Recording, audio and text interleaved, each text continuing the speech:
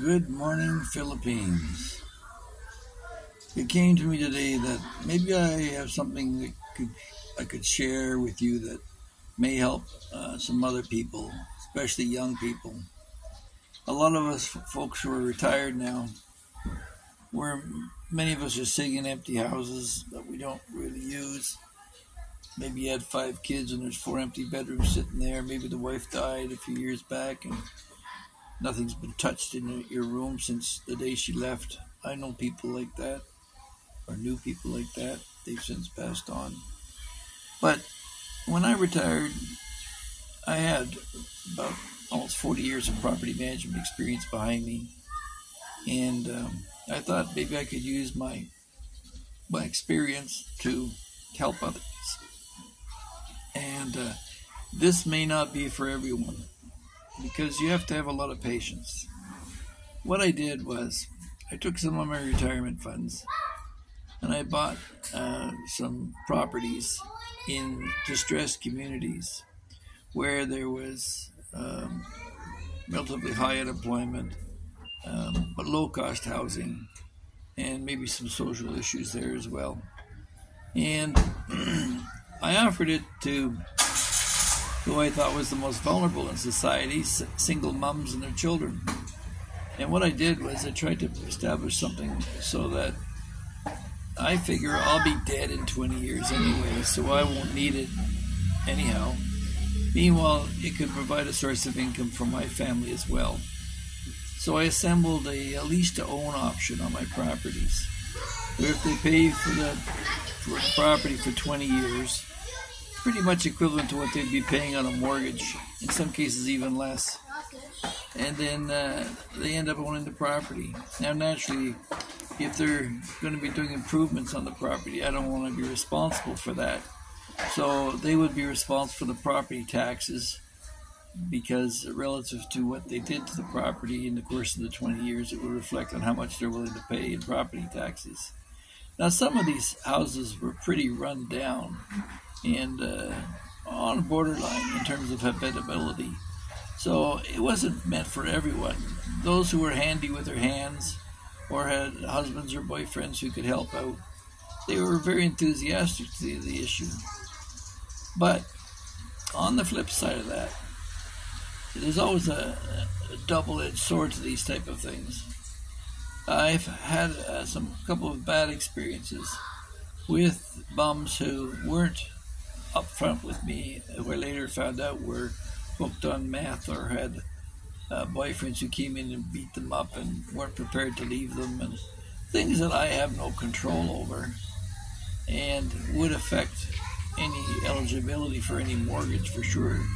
Because, first of all, none of these folks would qualify for a mortgage anyway. A lot of them came with bad credit. So there was a lot of risk on my end. The only upside to it was that if they did collapse on the lease-to-own portion, I could sell off whatever the remaining value of the property was at some later date and maybe recover my funds. Because, as you know, real estate for the last several years has been going nowhere but up. So I bought these properties in New Brunswick, on the western side of New Brunswick, near the Maine border, along towns that had potential, like Woodstock and Florenceville, where McCain's Foods is, and so these were major transportation hubs as well. And along with that, I did buy a large older home. There's a video of it here in my library, which I operated as a bed and breakfast, but COVID came in and pretty well wiped that out. And so I sold it and cashed in to buy some other properties that I could then set up as lease-to-owns. Now, I'm quite happy and satisfied with some of the progress that these ladies have made, and guys. There's guys involved as well, but for the most part, ladies, single moms, who've taken it on, and I'm happy to reward them with a home at the end of the lease-to-own. So it's really a win-win. It provides a source of income for me and my retirement, my family. If someone's paying rent anyway, at least they have the option of owning the property and building some equity over the course of the 20 years. And I don't hold anybody hostage to these things either. If they can't afford it and they have to move on, they have to move on. It's simply another option for them. And in some cases, they chose just to rent the property and not cover the property taxes and just deal with it as a straight rental. And I'm fine with that. But if at some future date they decide that they wish they'd done that, I'm making a note of it that if they recover up the past property taxes for previous years, they could come in and buy it out later on too. So it gives them avenues to acquire real estate for a young person. And if down the road they decide they've been there 10 years and it's a 20-year contract, they want to sell out their portion of the contract to someone else, they may get a cash value for it from another qualified tenant. So I leave that open as an option mentally myself. Now, if I kick the bucket in the meantime, my poor wife, she has no experience in this type of stuff. So I would just ask her to go ahead and sell off the properties that are remaining, that don't have a contract or have a contract that's expired. And then the remainder, I'm asking her to honor them. So hopefully this gives you an idea of how we can help out the Gen Zs and the millennials who have been struggling for years maybe to own a home. Now, this doesn't work in every market. Obviously, it won't work in Vancouver or Toronto, where the prices are through the roof.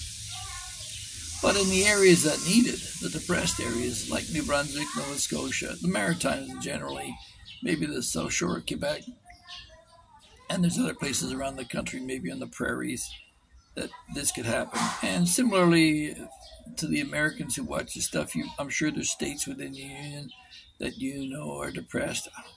I think Tennessee comes to mind. I don't know, but anyway, I'll leave that up to you. But my point here is that it's an opportunity for you to do something for, they're not your children or grandchildren, they're somebody else's, but we're all in this together. So, and it gives a home for a child maybe who wouldn't have a secure roof over their head anyway.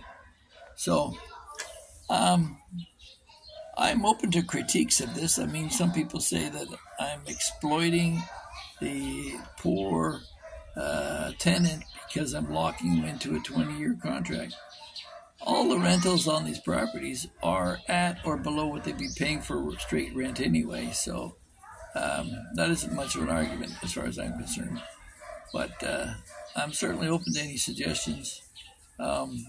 Unfortunately, it's kind of stressed us out over time, and I'm easing off on it for now, and we'll probably be looking at doing something like this in the Philippines as well at some point.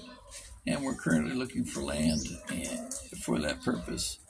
So if you found any of this interesting, please be sure to like, share, and subscribe, and we'll talk to you in the next one. Have a great day. Bye, everyone.